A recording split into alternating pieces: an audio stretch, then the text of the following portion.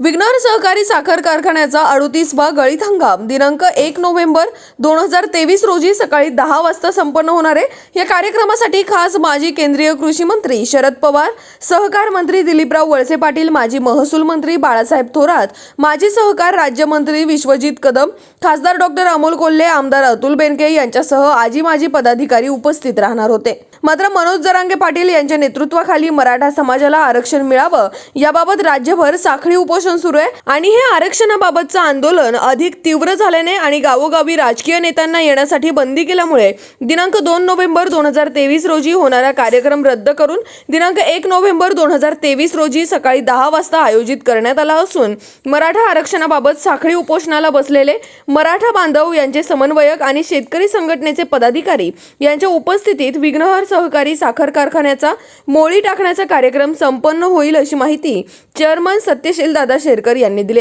पाहूयात आमचे निवासी संपादक पवन गाडेकर यांनी घेतलेला हा आढावा। नमस्कार, जय शिवराय। विघ्नर सहकारी साखर कारखान्याचा 38वा गळीत हंगामाचा शुभारंभ आणि इथेनॉल प्रकल्पाचे उद्घाटन असा कार्यक्रम 2 तारखेला आपल्या कारखान्याच्या आवारामध्ये या ठिकाणी संपन्न होणार होता।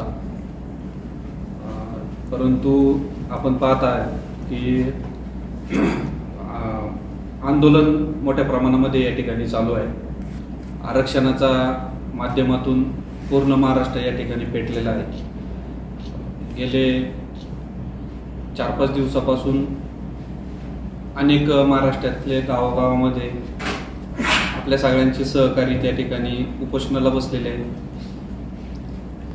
जारंगे पाटलांच्या माध्यमातून आपण सगळे मराठी मोर्चापासून तर उपोषणापासून आपण सगळे त्यांचा आदेश पाळत आहोत आणि सर्व महाराष्ट्रातील ग्रामस्थांनी या ठिकाणी ठरवलं की कुठल्याही राजकीय नेत्याला आपल्या गावामध्ये फिरून द्यायचं नाही।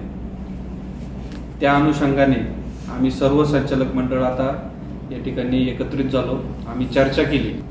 आम्ही सुद्धा या आंदोलनामध्ये सहभागी आहोत, परंतु 30 तारखेपर्यंत, आजच्या तारखेपर्यंत हे आंदोलन कुठेतरी थांबेल आणि आपल्या मागण्या पूर्ण होतील अशी आमची अपेक्षा होती आणि त्यानंतर आपला कार्यक्रम या ठिकाणी पूर्ण पार पडेल।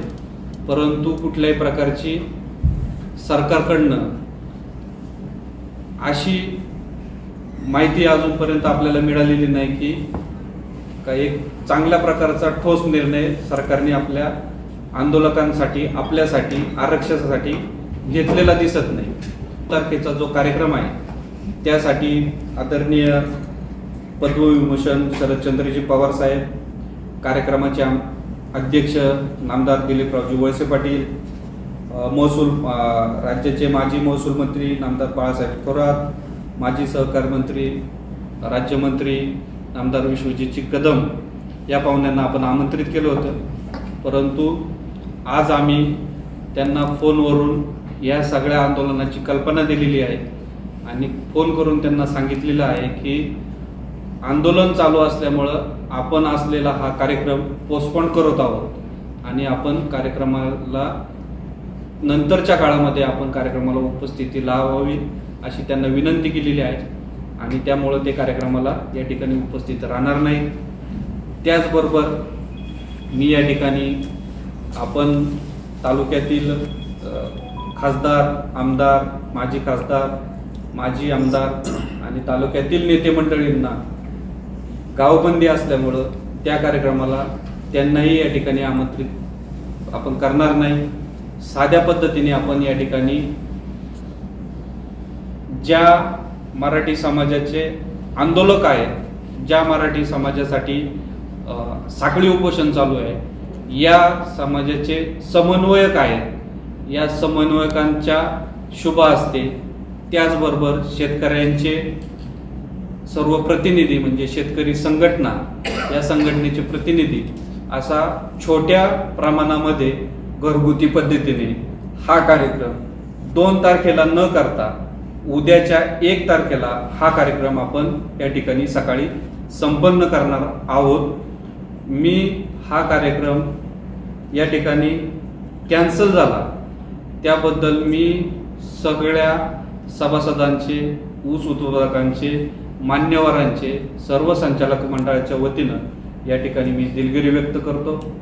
पुढच्या ज्या वेळेला कार्यक्रम होईल त्यावेळेला आपल्याला या ठिकाणी आमंत्रित केलं जाईल, कारण सगळ्या कार्यक्रमाच्या पत्रिका आपणापर्यंत त्या ठिकाणी पोहोचलेल्या आहेत. तर या प्रसार माध्यमांच्या माध्यमातून मी आपल्याला सूचित करतो. बघा मी सर्व ऊस उत्पादक, सर्व सभासद यांना विनंती करतो की उद्या 1 नोव्हेंबरला आपला गळीत हंगाम या ठिकाणी सुरुवात होणार आहे. आजपासून कारखान्याचा ऊस तोडण्यासाठी आपण प्रोग्राम दिलेला आहे. सगळ्या शेतकऱ्यांचा ऊस वेळेत तोडला जाईल. शेतकऱ्यांनी जास्तीत जास्त ऊसाच्या लागवडी इथून पुढच्या काळात केल्या पाहिजे, कारण ऊसाचं क्षेत्र या ठिकाणी कमी झालेलं आहे. आणि या कारखान्याला या वर्षीचा जो आम्ही सर्व संचालक मंडळांनी या ठिकाणी निर्णय घेतला की आजपर्यंत शेतकऱ्यांना कारखान्याने 2750 रुपये शेतकऱ्यांना अदा केलेले आहे. 2750 रुपये अदा केलेले आहे. 2772 रुपये ही कारखान्याची आपली FRP होते. याच्या 2750 रुपये जे अदा केलेत याच्यामध्ये अधिकचे 300 रुपये टाकून कुठलीही कपात न करता 3050 रुपये आम्ही शेतकऱ्यांना या ठिकाणी त्यांच्या खात्यावरती 3 तारखेला जमा करणार आहोत. याच्यामध्ये कुठल्याही प्रकारची शेतकऱ्यांच्या कपात होणार नाही आणि 3050 रुपये आम्ही सर्व संचालक मंडळांनी घेतलेल्या निर्णयानुसार त्या ठिकाणी जमा करणार आहोत. शेतकऱ्यांच्या खात्यावरती इथे जमा केलेले 2750 रुपये शेतकऱ्यांच्या खात्यावरती जमा केलेले आहेत.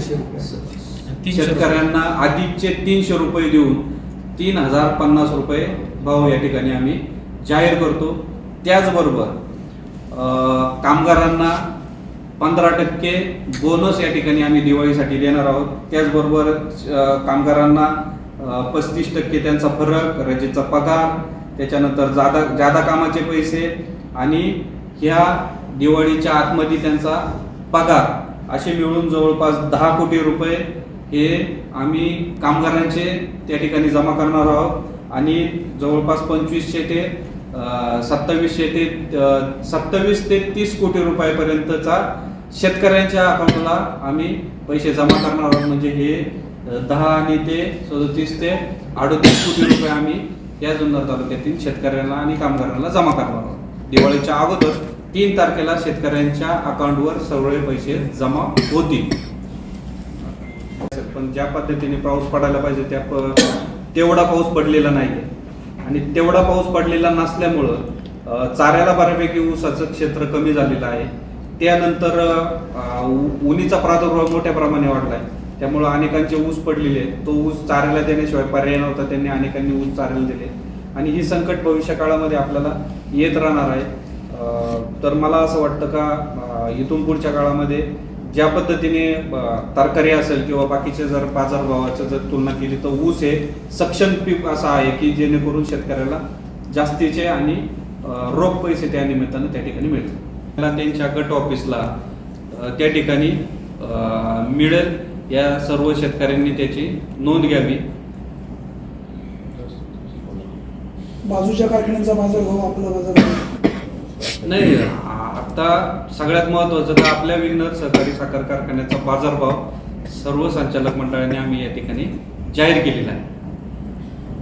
आणि मला नक्कीच या निमित्तानं शेतकऱ्यांना विनंती करायची का आपल्या विघ्नरला जास्तीत जास्त ऊस आपण या ठिकाणी घालावा, कारण ऊसाच्या क्षेत्रामध्ये घट झालेली आहे आणि भविष्य काळामध्ये सुद्धा ऊसाला चांगले बाजारभाव आपल्याला आम्ही सर्व संचालक मंडळी या ठिकाणी देणार आहोत, आपल्याला मिळणार.